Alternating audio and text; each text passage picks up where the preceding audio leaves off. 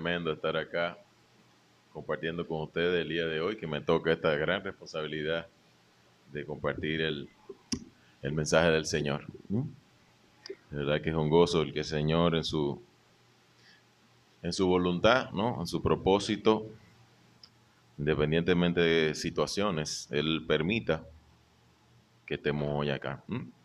Quisiera compartir con ustedes un tema lo hemos tomado de la epístola de Santiago, capítulo 4, versículo 6 al 10. Y creo que fue muy propicio el devocional del día de hoy, porque realmente vamos a estar trabajando con ese tema, vamos a estar hablando sobre ese tema. Acerquémonos a Dios y Él se acercará a nosotros. Vamos a leer esos versículos. Santiago 4, versículo 6 al 10 dice, ¿están conmigo? Sí. Pero Él da mayor gracia, por esto dice, Dios resiste a los soberbios y da gracia a los humildes. Someteos pues a Dios, resistid al diablo y huirá de vosotros. Y el versículo base que nosotros tenemos es el versículo 8, que dice, acercaos a Dios y Él se acercará a vosotros. Pecadores, limpiad las manos, y vosotros los de doble ánimo, purificad vuestros corazones. Afligíos y lamentad y llorad, vuestra risa se convierte en lloro y vuestro gozo en tristeza. Humillaos delante del Señor y Él os exaltará. Sí, vamos a orar. Bendito Señor, gracias te damos por tu palabra, porque en ella encontramos, Señor, promesas, que en ella encontramos, Señor, palabras de esperanza para nosotros, Señor, porque en ella encontramos, Señor, tu plan perfecto, Señor. Mira, Señor, el día de hoy, pon en mis labios, Señor, conforme a tu propósito, lo que tú quieres hablar a nuestras vidas, a nuestros corazones, Señor. Úsame, Señor, como instrumento tuyo, Señor, y permite que tú hables a cada corazón aquí el día de hoy, Señor, empezando por mí primeramente, Señor. Gracias, Señor, porque nos da la oportunidad de ver, de escudriñar en tu palabra, Señor. Gracias porque eres un Dios que estás atento a nosotros, Señor. Ahora, Padre, te pedimos que nos ayudes a ver, Señor, nuestra necesidad de poder acercarnos a ti, Señor, porque entendemos, sabemos que tú siempre estás ahí, Señor. Ayúdanos, Señor, en el dulce nombre de tu Hijo Jesús. Amén y amén. Sí, hermanos, y los que están sentados los que están de pie se pueden sentarse. La epístola de Santiago es una epístola muy interesante, realmente. O sea, usted la lee y son muchas las cosas que se pueden aprender de esa epístola de Santiago. De hecho, cuando nosotros leemos el principio, nosotros ahí vamos deduciendo a qué tipo de público Santiago escribió, ¿no? Ahí, si leen conmigo, dice el versículo 1, capítulo 1, versículo 1, Santiago, siervo de Dios y del Señor Jesucristo, a las 12 tribus que se hallan dispersas por el mundo, saludos. Santiago le está escribiendo ahí a toda la iglesia de Israel, a todos los judíos, ¿no? Que estaban dispersos por todas partes. Es un libro que está muy enfocado en hacer ver a los judíos cristianos la necesidad de venir al arrepentimiento y de conocer el mensaje de salvación del Señor Jesucristo, ¿no? De hecho, esta carta es usada mucho para ese propósito, ¿no? Porque tiene una serie de frases y de expresiones que vamos a estar hablando un poquito de ella, ¿no? De hecho, podemos decir que Santiago instruye a los miembros de la iglesia a vivir sus vidas como una expresión de fe. ¿En quién? En Cristo Jesús, ¿no? Esta epístola, muchos la clasifican con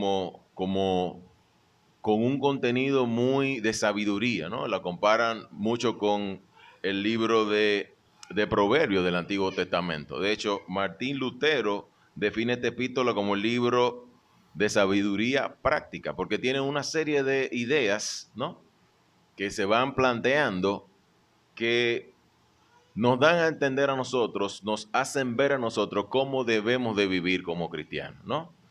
Y yo me río mucho porque en Santiago, no sé si usted ha oído la canción que dice, ayúdame, Señor, a poder controlar mi lengua, ¿no? Yo creo que fue ahí que esa señora se inspiró para esa canción, porque en ese capítulo habla muy claro de lo traicionera que es la lengua que nosotros tenemos, ¿no? Pero vayamos a ver, hermano, vayamos a ver. Nosotros podemos sintetizar esta carta, esta epístola, y decir que por lo menos el capítulo 1 habla de la necesidad de madurar espiritualmente, habla de la dependencia de Dios, de hacer la voluntad de Dios, de amar a los demás, de vivir de manera compatible con la fe que usted y yo profesamos. El capítulo 2 enfatiza la necesidad de conocer el bien y el mal. El capítulo 3, nosotros podemos ver la naturaleza destructiva de hablar sin refrenar la lengua, ¿no? Y lo contrasta con el fruto de la rectitud de aquellos que son pacificadores. Luego, el capítulo 4, que es donde nosotros estamos centrándonos, habla, ¿no?, sobre diversas cosas, pero sobre todo advierte a sus lectores a no hacerse amigos del mundo, sino a resistir el mal y acercarse a Dios, ¿no? Acercándonos, ¿no?, haciéndonos ver la humilde dependencia de una verdadera fe, ¿no? Entre los principios que plantea llegamos a los versículos que nosotros hemos leído, y quisiera que nosotros nos centremos en dos puntos solamente. El primer punto que nosotros vamos a estar viendo es que debemos acercarnos a Dios en ocasión de pecado. Si vemos el contexto de lo que estuvimos hablando, hay dos palabras claves ahí, la palabra pecado, y la otra palabra que nosotros vemos ahí es la que tiene que ver con la tristeza, ¿no? Ahí habla de que se convertirá la tristeza, ¿no? Entonces, debemos acercarnos a Dios, segundo punto, en nuestros momentos de tristeza. Y hermano, le aseguro a usted que vamos a hallar consuelo en el Señor. Amén. Entonces veamos el preámbulo. Vayan conmigo a su Biblia. En el capítulo 4 vamos a ir viendo como preámbulo en los versículos que suceden o que anteceden al versículo que tenemos como clave. Dice, pero Él da mayor gracia, ¿no? El Señor, está hablando aquí del Señor, ¿no? Ese mismo espíritu que nos indica cuál es nuestro compromiso, también nos dará, ¿qué? Nos dará gracia. ¿Para qué? Para servir a Dios como nosotros debemos de servir a Dios. A veces nosotros queremos servir a Dios con nuestros términos, ¿no? Y es muy enfático sobre eso. Dice que Dios resiste a los soberbios. Y aquí hay un concepto que se mezcla, el concepto de la gracia y el concepto del orgullo. El concepto del orgullo y de la gracia son totalmente contrarios, son antagónicos, ¿no? El orgullo le va a hacer usted entender que por sus méritos usted puede merecerse tal o cual cosa. Sin embargo, la gracia nos hace ver a nosotros que es por los méritos de Cristo, que es por los méritos de nuestro Señor que nosotros tenemos tal o cual cosa. Nosotros, hermanos, no nos hemos ganado absolutamente nada. Nosotros no somos dignos absolutamente de nada. El Señor es quien nos justifica a nosotros. El Señor es quien hace que Dios nos vea a nosotros a través del Señor que está entre Él y nosotros. Y nos ve con esa gracia, nos ve con esa misericordia, ¿sí? Entonces, ahí hay dos conceptos, el concepto de la gracia y el concepto de la humildad. Son dos cosas que van muy ligadas, hermanos. Tenemos que ser humildes. Tenemos que ser humildes. El Señor Jesucristo dijo de sí, aprended de mí que soy manso y humilde de corazón. En la Biblia se encuentra la palabra humilde tanto para lo mismo, tanto humilde como manso para referirse a lo mismo, aunque el Señor aquí dice que es manso y humilde. De hecho, Moisés dice la palabra que fue el hombre más humilde, ¿no? Y de hecho, en la bienaventuranza también habla de bienaventurados los humildes, porque ellos heredarán la tierra. Entonces, es una cualidad que se debe de percibir en nosotros como cristianos, ¿no? Dios entonces resiste a los soberbios, ¿no? No por obra para que nadie se gloría. Seguimos viendo, y da gracia a los humildes. Y el que seamos humildes no nos hace merecedores absolutamente de nada, de que nos ganemos la gracia. Nada que ver, hermano. El sacrificio del Señor Jesucristo es que hace todo esto posible. La gracia de Él es la que nos envuelve a nosotros, no por ninguno de nuestros méritos. Eso tiene que quedar claro. No es porque si yo soy humilde va a pasar toda la cual cosa. Ahora, una promesa que da el Señor es que si somos humildes, si actuamos conforme a su propósito, en humildad, entendiendo, humillándonos a Él, ¿no? Hay cosas hermosas para nosotros. Sí, amén. Entonces sigamos viendo. Dice Dice el versículo, someteos pues a Dios, a la luz de la gracia ofrecida a los humildes, solo hay una cosa por hacer y es, ¿cuál? Someternos a Dios. Y someternos a Dios implica usted estar bajo el propósito de Él, ¿no? Entender que es conforme al plan de Él y no conforme al plan suyo. Eso es lo que implica eso. Someterse a Él, obedecerle a Él. Sigue diciendo, ¿no? Resistid al diablo y huirá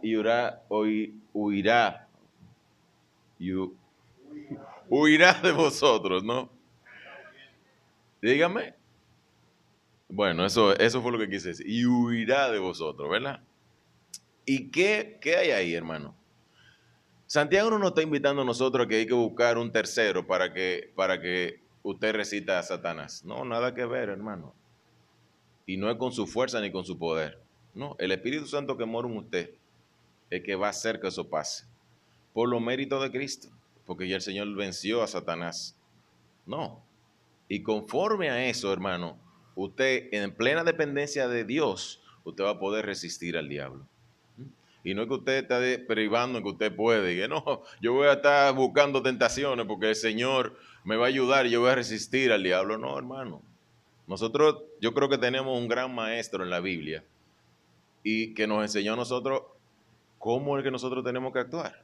Cuando la ocasión de pecado vino a la vida de José, José no dijo, no, pero yo estoy en alaca con el Señor, tú verás que no va a pasar nada.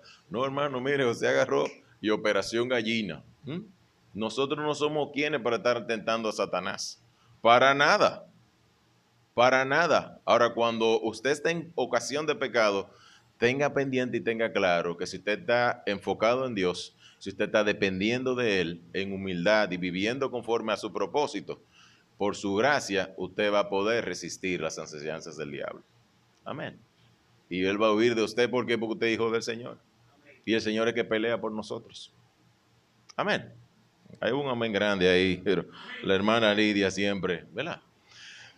Y la palabra aquí que sobresalta es la palabra resistir. La palabra resistir viene del latín resistire y está compuesta de dos palabras. La palabra re, que es en contra, y la palabra asistire, que es estar de pie, tomar una postura, mantenerse firme, ¿no? Santiago lo que está diciendo aquí es que estemos de pie en contra del maligno. Y usted está de pie en contra del maligno, no es porque usted tiene su pechito levantado, porque usted que todo lo puede. Nada que ver, hermano. Ya Jesucristo lo venció en la cruz. Y usted pasó a ser, cuando usted dio ese paso de fe, heredero, hijo adoptado del Señor. Y Él es que pelea por nosotros. Amén. Yo creo que eso quedó muy claro, ¿verdad? Acercaos a Dios y Él os acercará, y Él se acercará a vosotros. Eso es una promesa, ¿no? Una promesa. Si usted se acerca a Dios, Él se va a acercar a usted. Y no es que el Señor, no es que creamos que tenemos el concepto de que el Dios se mueve de ahí, el Señor siempre está ahí. O sea, humanamente hablando, nosotros sentimos como que el Señor se movió, pero Dios no se ha movido de ahí. Nosotros somos lo que nos separamos de Él, ¿no? Quienes nos alejamos de Él, ¿no? Dios se acercará a nosotros en tanto que nosotros nos acerquemos a Él. Hermanos, y quiero ilustrar ese planteamiento con una anécdota. Dos señores mayores, y no sé por qué me acuerdo de Indira y mía, pero bueno, no es bueno, ustedes se van a dar cuenta. Dos señores mayores van conduciendo, ¿verdad?, en su vehículo que acaban de comprar, un vehículo tipo dos asientos delante, como se usan ahora. Todos los vehículos ahora tienen dos asientos delante, ¿verdad? Ahora, el que tuvo un Impala, un Capri-Gracie, un carro de esos, se dio cuenta que antes era un sillón entero corrido adelante, ¿verdad? Entonces la señora va con el señor manejando y va viendo en el camino algunas parejas y le dice al viejo, pero ven acá, pero tú y yo ya nos vamos pegados así como van esa gente. Y el señor, me imagino que con todo el espíritu de Adán le dijo, no, pero quien se acercaba a mí era tú, no era yo estoy manejando aquí. ¿Eh? Imagínese usted esa lección. Hermano, y yo creo que el criterio está ahí. El Señor está siempre conduciendo ahí, tratando de llevar nuestras vidas. Nosotros somos lo que nos separamos de Él. Nosotros somos los que pusieron el asiento del carro de otra forma. Y ya nosotros no hacemos así para pegarnos de la otra gente. Sí, el Señor está ahí, hermanos. Dios está ahí. Y la promesa es esa. Y lo que quiero que entendamos es que el acercarnos a Él implica en nosotros someternos a su voluntad. En nosotros vivir conforme a su gracia, conforme a su propósito. Eso es acercarnos a Él. ¿Mm? En nosotros tener claro que el Señor está ahí siempre. ¿Mm? El Señor está ahí siempre. Cuando no lo podamos ver o sentir, humanamente hablando, el Señor no se ha movido de ahí. El Señor nos dice a nosotros, tú eres el que no te has acercado a mí, yo estoy aquí igualito. ¿Eh? Eso es así, hermano. Entonces, dice el versículo, acercaos a Dios y Él se acercará a vosotros, pecadores, limpiad las manos y vosotros los de doble ánimo, purificad vuestro corazón. Entonces debemos de acercarnos a Dios en ocasión de pecado. Hermanos, si por alguien vino el Señor Jesucristo a este mundo, fue por y para los pecadores. Y eso tiene que llenarnos nosotros de gozo. El saber que el Señor está pendiente de nosotros, porque como decía el pastor, un pastor que nosotros conocemos, todos somos pecadores, ¿verdad? Con otra expresión él lo decía. Todos somos de esos, ¿verdad? Entonces, el Señor Jesucristo para nada le interesa el pecado. Ahora, Él ve con misericordia al pecador. Él ve a la persona que peca como una criatura de Dios que se ha descarriado de Él. ¿Mm? Como un hijo de Dios que se ha descarriado de Él. Ahí hay dos personas, dos tipos de personas. O sea, independientemente de lo que quieran decir, todos somos criaturas de Dios. Ahora no todos somos hijos de Dios. Entonces, aquellos que son criaturas de Dios, el Señor lo ve como que no están lejos de Él. El Señor Jesucristo lo ve como que están lejos de Dios. Ahora, los que son cristianos que están en esa condición de pecado, el Señor lo ve como esos pobres que se han descarriado. ¿Mm? Y Él es infalible con el pecado. O sea, el Señor no quiere ver nada con el pecado. La única condición que nos separa a nosotros de Dios es el pecado, hermanos. De hecho, una de las luchas grandes que tuvo el Señor Jesucristo cuando estuvo aquí en su vida terrenal fue esa lucha continua contra el pecado, contra el mal obrar, contra el mal actuar. Sí.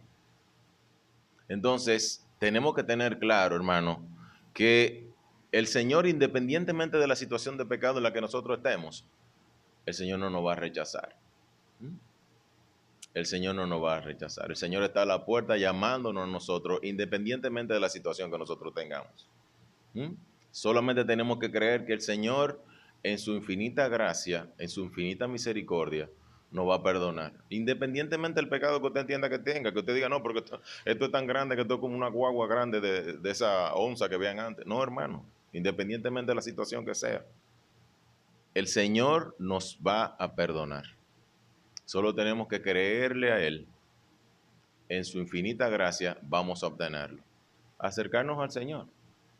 Acercarnos al Señor. Cuando el Señor ve tu corazón, Él entiende tu actitud de arrepentimiento. Eso es así. Porque el Señor no conoce a nosotros. Por más van, bulto y antimovimiento que nosotros queramos vivir, el Señor sí ve en el corazón suyo y el corazón mío. El Señor sí sabe lo que hay dentro de usted. Por eso David llegó a decir que mientras él se cayó, sus huesos se envejecieron. Mientras él no confesó los pecados de su vida, Él se estaba desgastando, él se estaba muriendo por dentro. Hermano, y usted como cristiano, y yo como cristiano que tenemos al Señor, el Espíritu Santo morando en nosotros, así como nos sentimos, así como nuestra vida se va poniendo en decadencia cuando estamos en esas condiciones de pecado. Hermano, y déjeme decirle algo, en esos momentos Dios está ahí mismo, Dios está ahí mismo. ¿Mm?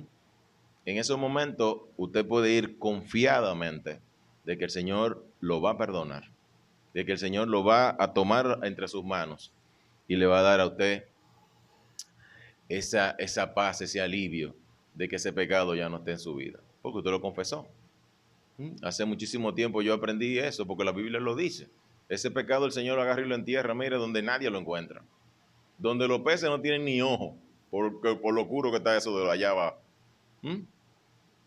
Y es muy lindo como él dice que aunque fueran como rojo carmesí, o sea, vendrían a ser como blanca lana, ¿verdad? O sea, ese es el Dios en el que nosotros hemos creído. Entonces son promesas para nosotros. Hermano, que esas condiciones no nos hagan a nosotros pensar o decir o sentir, no, yo no voy para la iglesia porque yo estoy mal. No, hermano, olvídese de eso. Por el contrario, ahí que usted tiene que aferrarse más, como decíamos hace muchísimo en una clase, ahí que usted tiene que meterse con Dios para que el Dios lo libere a usted de esa situación. Amén. Entonces, hay un concepto que sabemos nosotros, el concepto del pecado, tanto en el griego como en el hebreo, es un concepto que tiene que ver con ese distanciamiento de Dios, con esa ruptura de la relación de nosotros con Dios, ¿no? Si nosotros vemos la palabra que se usa en hebreo, la palabra en español dice hatá, ¿verdad? Por si acaso.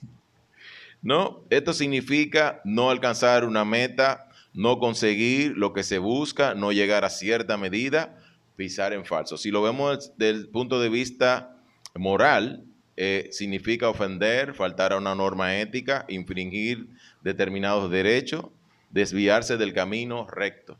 Ahora, la misma palabra en griego para hatá es la palabra hamartía o hamartano, que también significa error fatal.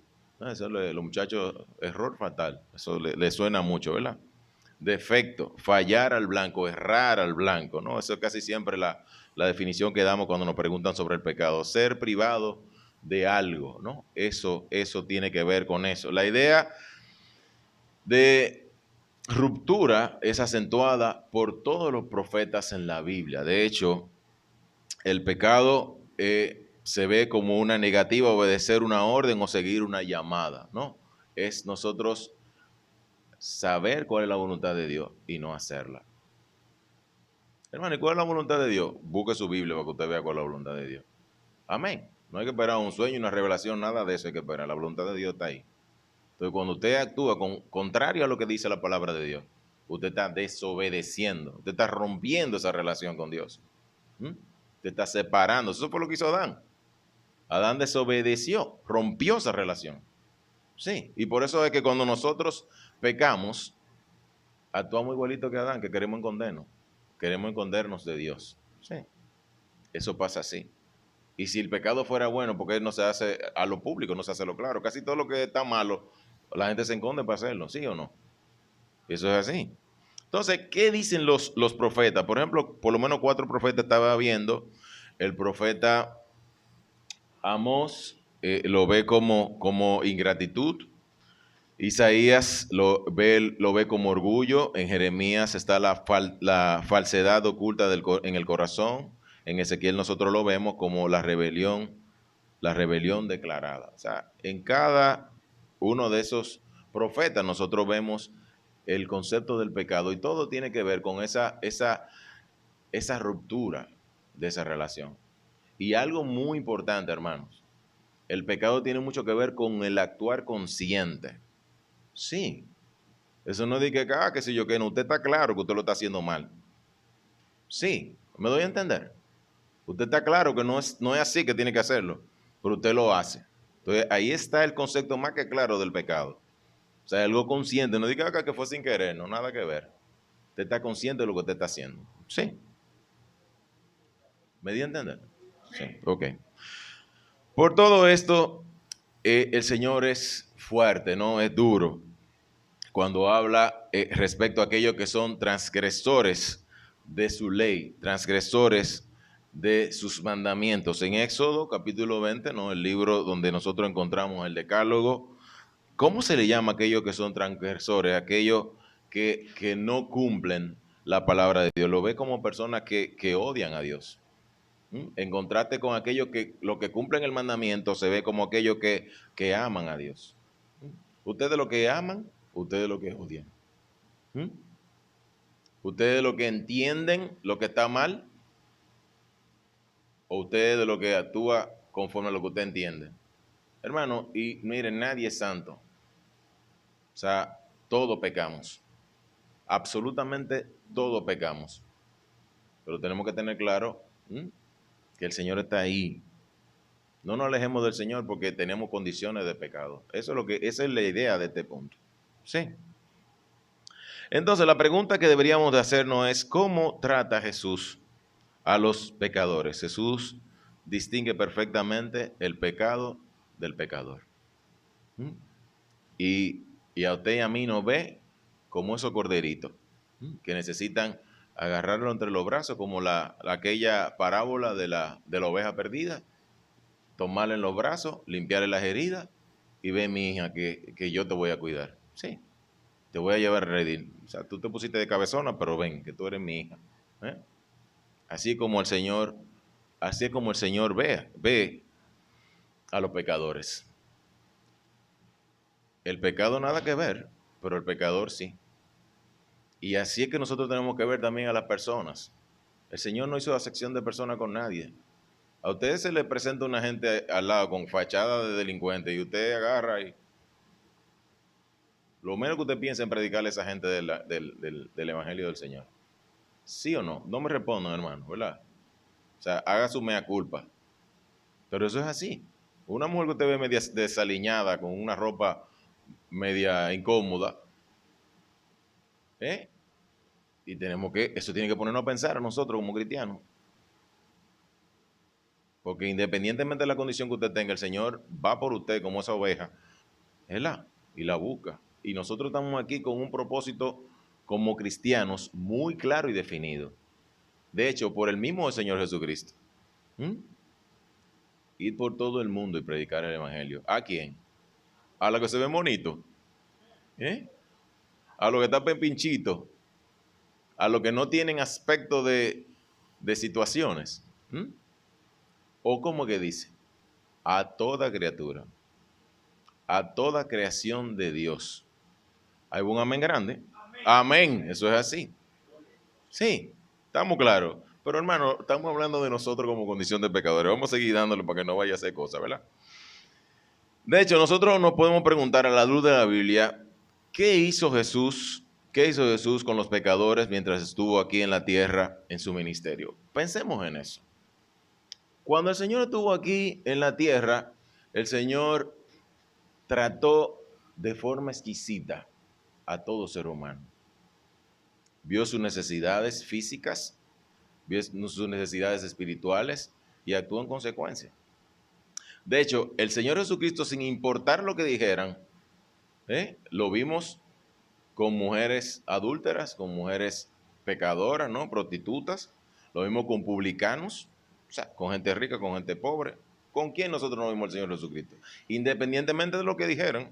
¿Por qué? Porque el Señor no vino a buscar a quién. Fue a los que estaban enfermos, los que estaban sanos. Él vino a buscar lo que se había perdido, sí. Y usted y yo estamos ahí entre ese saco, aunque usted no lo crea. Sí. Entonces el Señor lo trató a esa persona, a cada persona que se pudo ligar con el Señor Jesucristo de una manera tremenda. De hecho, a mí me llama mucho la atención de que en varias ocasiones el Señor vemos que comió con esa persona. Señores, para la gente de aquel lado, que no es gente, el comer con otra persona es un signo de comunión con la otra persona. El Señor Jesucristo comió con esas personas. Hermano, ¿a usted no le gustaría que el Señor coma con usted? Amén. El libro de Revelaciones dice que Él está a la puerta y llama. ¿Mm? Si usted oye su voz o si cualquiera oyere su voz. ¿Qué dice el Señor? Que entrará en él, cenará con él y él conmigo. Esa es la visión del Señor con relación a los pecadores. Así fue como Él vivió aquí. Y así como Él está diciéndonos a nosotros que le comuniquemos a todos los otros de esa necesidad del Señor Jesucristo. Hermano, la gente necesita al Señor Jesucristo. El Señor Jesucristo no va a rechazar absolutamente a nadie. Absolutamente a nadie. Porque fue todo un caballero, hermano, con las personas cuando estuvo aquí. Independientemente de su aspecto. Porque es a toda criatura. Sí. Jesús aclara su postura respecto al pecado con 3 razones, por lo menos 3. Todos los hombres pecan, luego a todos nosotros somos pecadores. Dice Romanos 3:23, por cuanto todos pecaron y están destituidos de la gloria de Dios. ¿Y cuántos fueron los que pecaron? Algunos. Todos pecaron. Juan 8:7 dice, y como insistieran en preguntarle, se enderezó y le dijo, ¿de qué está hablando esto? Aquella señora que fue sorprendida en adulterio, había toda una multitud, yo me lo estoy imaginando, porque yo le digo a ustedes que yo estoy viendo a toda esa gente con un peñón en la mano cada uno, sí, con una piedra preparado así armado, como la foto esa que anda por ahí del moreno que está enfrentando al Yankee, ¿se acuerdan? Así mismo yo me imagino a todo el mundo así. Y el Señor Jesucristo agarró y le dijo la parte que sigue, le dijo, el que de vosotros esté sin pecado sea el primero en arrojar la piedra contra ella. Y mire, ninguno lo hizo. Absolutamente ninguno. De hecho, el Señor Jesucristo le dijo a ella cuando se fueron todos, ay, ¿qué pasó? No, nada, se fueron, ninguno me acusó.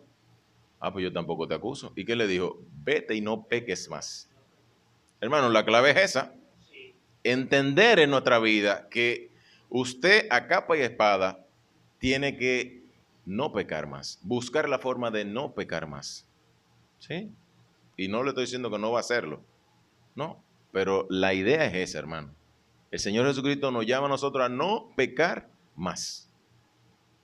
Sí, el pecado vendrá, la situación vendrá, y usted se va a acercar al Señor en esas condiciones, pero no peque más. Ahí debe de haber un propósito de enmienda, como dice la iglesia tradicional. El segundo aspecto, Él es la encarnación de la misericordia de Dios y todo es, y Dios es el Dios de todos, ¿no? Absolutamente de todos. Dios no hace acepción de personas. El versículo que buscamos aquí está en Mateo 5:45, dice, para que seáis hijos de vuestro Padre que está en los cielos, que hace salir su sol sobre malos y buenos, y que hace llover sobre justos e injustos. El tercer punto es que los pecadores necesitan ser acogidos para salvación. ¿Y usted sabe quién es que hace eso? Usted y yo. Las ovejas son las que paren ovejas. Sí. Usted y yo tenemos que estar claros de que tenemos que ir en pos de aquellas personas. Y usted no va a salvar a nadie, pero usted tiene la misión de ir a anunciar el evangelio a esas personas, ¿verdad? Lucas 19:10 dice, porque el Hijo del Hombre vino a buscar y a salvar lo que se había perdido. Entonces sería bueno que usted repase su macuto por ahí del pecado y esté claro de lo que desagrada a Dios, y en función de eso usted se enfoque en su vida, entendiendo siempre de que independientemente de la situación de pecado de su vida, si usted se arrepiente y va con ese corazón sincero, contrito, humillado, humilde delante de la presencia de Dios por su gracia, Él le va a perdonar. Porque Él está ahí, usted el que se aleja. ¿Sí? Entonces, Santiago concluye con algo muy importante. De hecho, el capítulo 5 que no lo puse en la síntesis, concluye con algo muy importante. Y es el hecho de que usted no debe hacer acepción de nadie, como lo hemos estado diciendo. El que usted ve en la calle tiene que ver por él, como una alma que se puede perder sin Cristo. De hecho, los hermanos que usted no está viendo aquí o que por alguna razón venían y ya no vienen, usted tiene que verlo como una oveja que se perdió, que se descarrió. ¿Sí? Y no juzgarlo. ¿Sí? tratarlo como usted quisiera que lo traten. Así mismo con el que no es cristiano. Así que tenemos que actuar nosotros, porque el Señor no nos miró a nosotros. ¿Se imagina que el Señor se hubiera puesto a entresacarnos cosas y a decirnos a nosotros, Edwin, es que tú eres un problema? O sea, no era el lodo cenagoso que tú estabas en un mar de lodo era que tú estabas. ¿Tú te imaginas una cosa así? Entonces nosotros no somos quién. El Señor no nos miró absolutamente nada a nosotros, más que un corazón contrito, humillado y arrepentido que fue delante de la presencia de Él y dijo, yo estoy aquí, Señor, perdóname. Sí. Entonces Santiago concluye, le decía, con lo siguiente, hermanos, si alguno de entre vosotros se ha extraviado de la verdad y alguno le hace volver, sepa que el que haga volver al pecador del error de su camino, salvará de muerte un alma y cubrirá multitud de pecados. O sea, usted está ahí para meterle la mano a ese hermano y ayudarlo, ¿no? Porque en la iglesia eso es lo que tienen que encontrar los hermanos, un lugar de paz, de amor, de aceptación, porque el Señor nos aceptó tal como nosotros somos. Amén.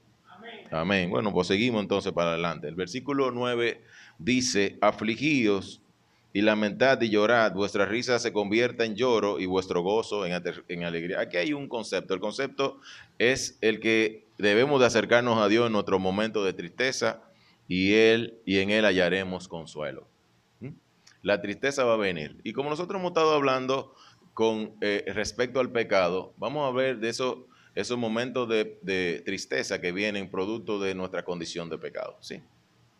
No es que la tristeza viene por ahí, sabemos que hay otras formas de que la tristeza venga a nosotros. De hecho, hay o hubo un humorista mexicano a quien se le atribuye la frase, los momentos de alegría hay que buscarlos porque los de tristeza vienen solos. A Cantinflas se le atribuye eso. Entonces, esos momentos de tristeza van a venir. De hecho, hay alguien que luchó mucho y nosotros vemos en los salmos que tuvo muchísimos problemas. ¿Mm? Y reconoció esa situación de pecado en su vida y esa tristeza que le producía a él esa condición de pecado. Hermano, porque si usted está pecando, si usted está haciendo lo malo, si usted está rompiendo esa relación con Dios y usted no está triste, revísese. Amén. Revísese. Hermano, porque ese Espíritu Santo que está dentro de usted, le está diciendo, pero venga acá, ¿cómo tú estás tranquilo? No es así. Y por eso que nosotros podemos entender a David en esa situación de pecado, que estaba triste, hermano. Él se estaba sintiendo que se estaba consumiendo por dentro. Hermano, y así que usted y yo nos sentimos o debemos de sentirnos, si no revisémonos. Amén. Eso suena raro, suena duro, pero eso es así. Y David estaba padeciendo por eso. De hecho, miren esta conversación. El versículo 2 del capítulo 13, David está hablando consigo mismo. Él está diciendo, mí mismo, ¿hasta cuándo pondré consejos en mi alma, con tristezas en mi corazón cada día? ¿Hasta cuándo? Desesperado que él está. ¿Hasta cuándo será enaltecido mi enemigo sobre mí? Él está desesperado en esa situación. Hay quienes reconocen que Dios ama a toda la humanidad, ¿no? Dios ama a todo en general, ¿no? Como dice Juan 3:16. A todos. Ahí no hace sección de personas. Pero hermano, usted sabe que hay personas que entienden, que se sienten tristes porque creen que no los aman. Que creen que Dios no los ama. Que son capaces de decir, sí, yo sé que sí, pero a mí Dios no me ama. Cristianos que se encuentran en esa situación. Qué triste, hermano, ¿eh? Qué triste. Y Satanás eso es lo que quiere, hermano, que nosotros entendamos que nadie nos quiere y que Dios no nos ama. Porque así Él no lo controla más fácil. Pero tenemos que ser astutos, inteligentes. Tenemos que pensar sobre ese amor grande de Dios para con nosotros. Hermano, es una promesa que usted tiene que llevarse para su casa el día de hoy. Acerquémonos a Dios y Él se acercará a usted. Acérquese y usted verá que Él se va a acercar. Es una promesa grandísima que nosotros tenemos. independientemente de la situación. Amén. Entonces, definitivamente que el maligno tiene que estar feliz cuando usted se siente así. Pero hermano, le tengo una noticia grandísima, porque de tal manera amó Dios al mundo, que ha dado a su Hijo unigénito, para que todo aquel que en él cree no se pierda, mas tenga vida eterna. ¿Y eso a quién fue que se lo dijo? A usted y a mí, y a todo el que está en la calle, en el mundo, toda criatura. ¿Sí? Entonces,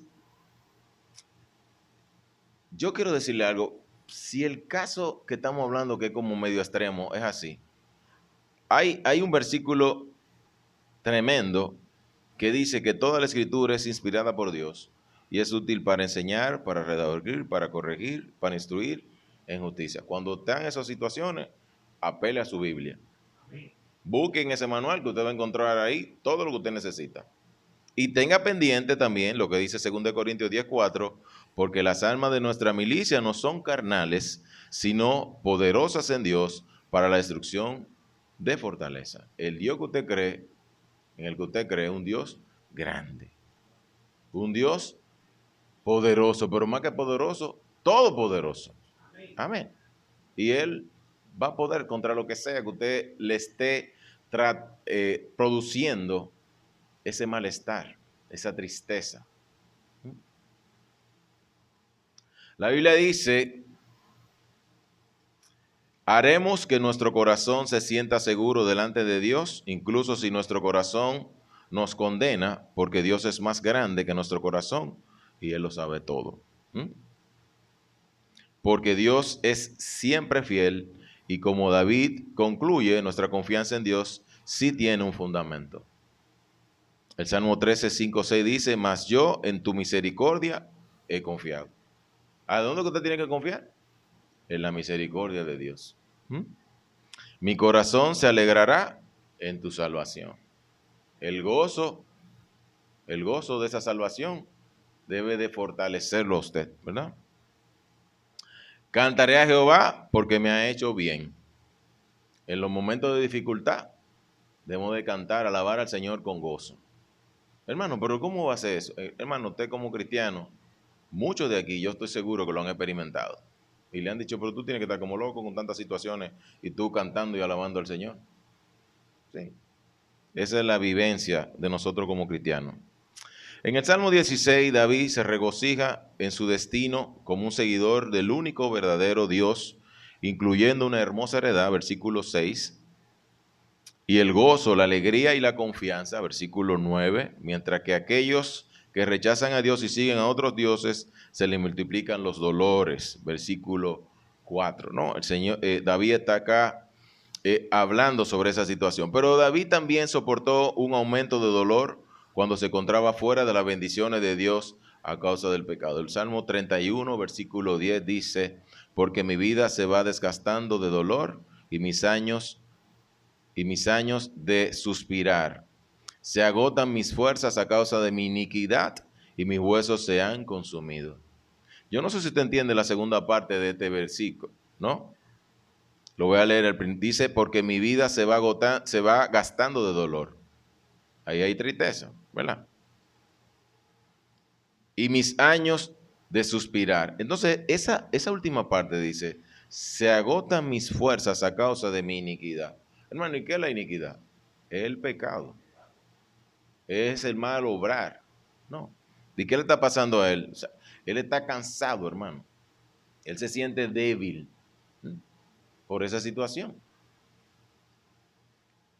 Pero mire, más adelante seguimos viendo. Dice, bienaventurado aquel cuya transgresión ha sido perdonada. Ya, el alivio. Bienaventurado, cuya transgresión ha sido perdonada y cubierto su pecado. Bienaventurado el hombre a quien Jehová no culpa de iniquidad y en cuyo espíritu no hay engaño. Entonces, hay gozo, hermano, tremendo ahí cuando usted va delante de la presencia de Dios y le confiesa las cosas. La tristeza se va, el gozo llega. Sí. Entonces, entiendo que eso fue una lección que aprendió David a través de su vida. Y eso me llamó mucho la atención y yo quiero que pensemos en eso, hermano. O sea, Nuestra condición de pecado no nos puede dejar tranquilos.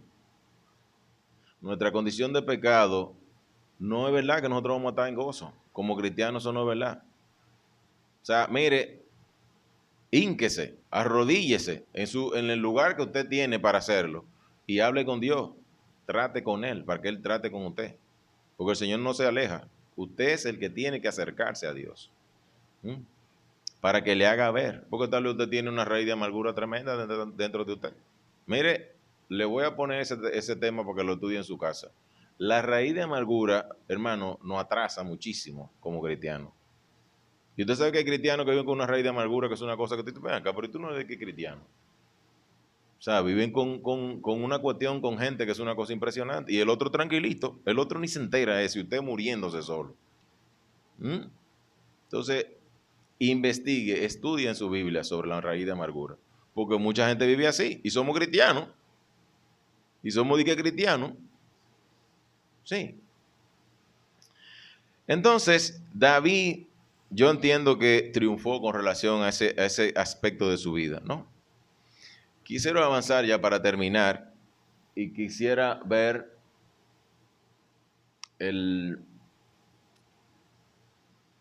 quiero concluir con eso. ¿Qué se encuentra ahí? Lucas 15, 11 al 23. ¿Qué se encuentra ahí? Hermano, yo sé que todos están levantando la mano, pero no hagan ese desorden, no. Yo les voy a decir lo que es. La parábola del hijo pródigo. Sí, hermano, yo creo que no hay un mejor ejemplo para nosotros entender que tenemos que acercarnos a Dios, ni que Él se va a acercar a nosotros. El papá de él siempre estuvo atento. De hecho, estaba sentado afuera esperando que el hijo viniera. Sí, así que está Dios. El corazón de Dios está atento a nosotros.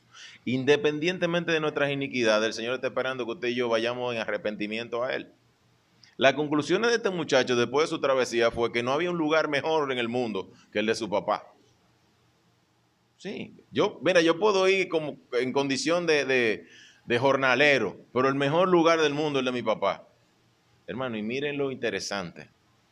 Su papá no lo puso como jornalero. Dice la palabra que él agarró a su hijo y lo abrazó, y lo besó, y loco con su hijo hasta lo brincó, me imagino yo. Sí. Ese es el Dios del que nosotros hemos creído, que está ahí, del que nosotros nos alejamos muchas veces. Sí, hermano. Tenemos que acercarnos a Dios en condición de pecado, tenemos que acercarnos a Dios en momento de tristeza.